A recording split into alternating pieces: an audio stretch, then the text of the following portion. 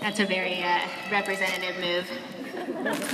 And thank you and congratulations to the amazing class of 2016.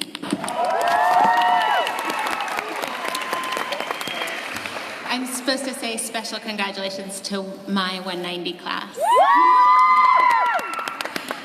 You should all be extraordinarily proud of yourselves today.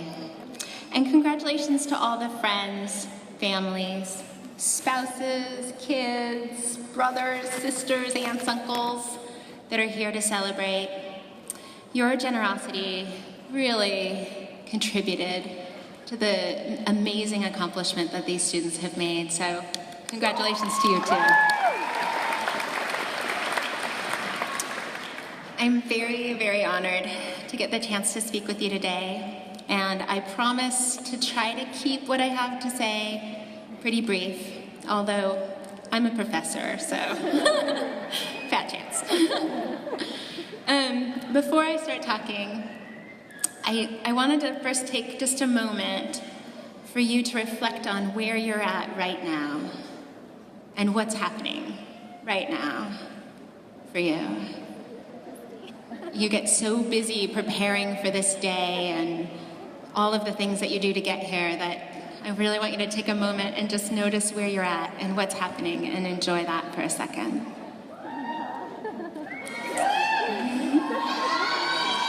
And then people should call some names.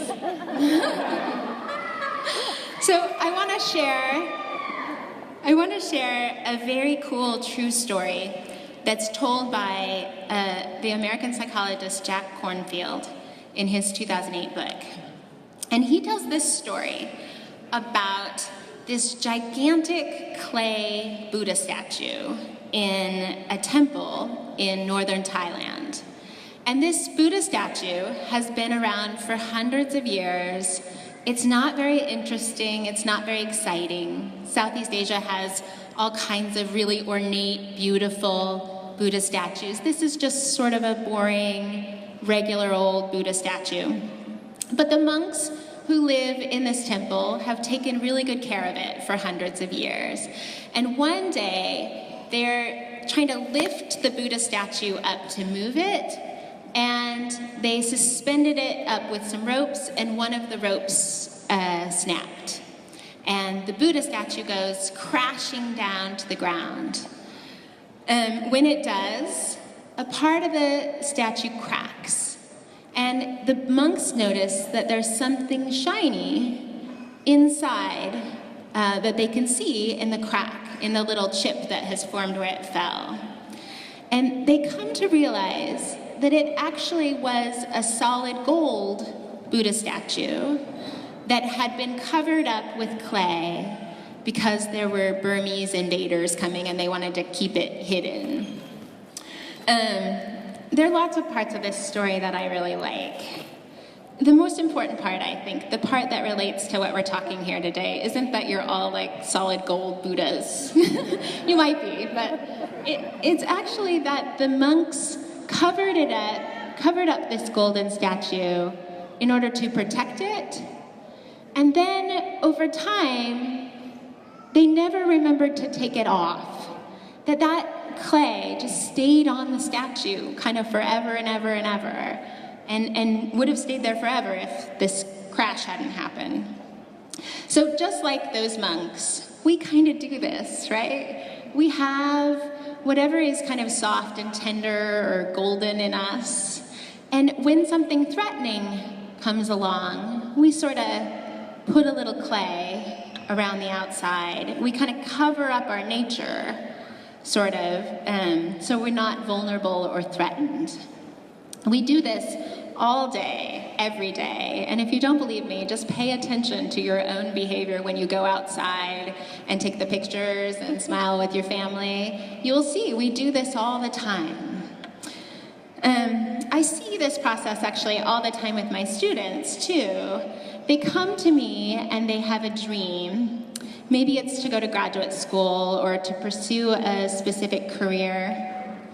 And this dream is kind of this beautiful little gold Buddha inside, this essence. And it's kind of what they want to be about in their life. And they start taking steps towards that goal. And inevitably, because it's how the process works, some barrier comes along. They don't do well on their graduate school entrance exam, or they don't get into the school they want to go to, or they don't get the job they wanted. And suddenly they kind of cover up that dream a little bit. And I hear things like, oh, I didn't really want to go to graduate school. Oh, I really didn't want that career or that job. And no matter how many times, as Dr. Hayden was saying, I remind them that, you know, it's about perseverance, not intelligence. That, you know, the people who succeed are the people who just keep going even when it's kind of crazy to keep going. The fear and the threat of failing kind of covers up that dream for so long that after a while they don't even remember what's underneath. And if you haven't experienced it in your job or in your career or thinking about graduate school, most of us can relate to how this works in relationships too. C.S. Lewis tells us, to love at all is to be vulnerable. Love anything, and your heart will be wrung and possibly broken. If you want to make sure of keeping it intact, you must give it to no one, not even an animal. Wrap it carefully round with hobbies and little luxuries. Avoid all entanglements. Lock it up safe in the casket or coffin of your selfishness. But in that casket, safe, dark, motionless, airless, it will change. It will not be broken. It will become unbreakable, impenetrable, irredeemable. And when we feel embarrassed or hurt or scared or rejected in our relationships, or even if we're just worried we might have to feel that way in the future, we kind of cover ourselves up. It's often been so long since we saw that real nature that we don't even remember what it means to take a risk or show someone who we really are. And it makes sense. Remember, the monks covered up the Buddha statue for a really good reason, to keep it safe. They just forgot to uncover it when that protection was no longer needed. So what do? How do we chip off our clay? That's right, it's the graduation speech. I'm supposed to be inspiring you. First we ask ourselves what the gold inside is for you. What is your dream? If you don't know what you're going to be doing when you leave the overheated halls of DMH this week, what is it that you want? And not what is it you're supposed to want, or what your parents tell you to want, or your friends tell you to want, but what is your essence inside? That's the first thing. For some people, it's a life dedicated to service, or to art, or to building more compassion in the world, or maybe helping people who are suffering, or to teach, or to study brain surgery, or whatever it is. Whatever the thing is for you. The trick is to make choices over and over in that direction, no matter how hard it seems, and no matter what life throws at you. The no matter what life throws at you part, I think, is particularly important. And I want to give you an example from my life that's very dear to my heart. Somebody very close to me has been in a really, really, really, really hard fight with cancer this year. He had this unbelievably hard time, and he had many days that I'm 100% sure that I would not have been able to handle. And early on, he decided that he wanted to try to stay as open-hearted as possible in the process. And some days he had so much fear and pain and just suffering.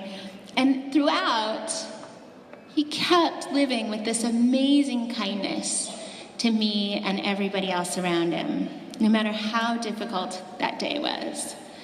It would have been really easy, I think, for him to get angry, or to shut down, or to retreat, or disconnect himself, to lock up safe, as C.S. Lewis would have said. But he didn't. He kept showing that gold and never really let the clay build up around him. It was amazing and inspiring, And it made me realize that no matter how hard the hand that life deals you is, you always have a choice about that part. So as you leave here today and head out into the world and leave the hot halls of DMH, I ask you to think a little bit about what you want that essence to be for you. To notice where you've covered it up with clay to protect yourself. And probably most importantly, to take risks. Not just in what you choose to do next professionally, or the job you choose, or the field you go into, but also in your life as a human being. Maybe especially in your life as a human being. Thank you for listening to me go on, and congratulations.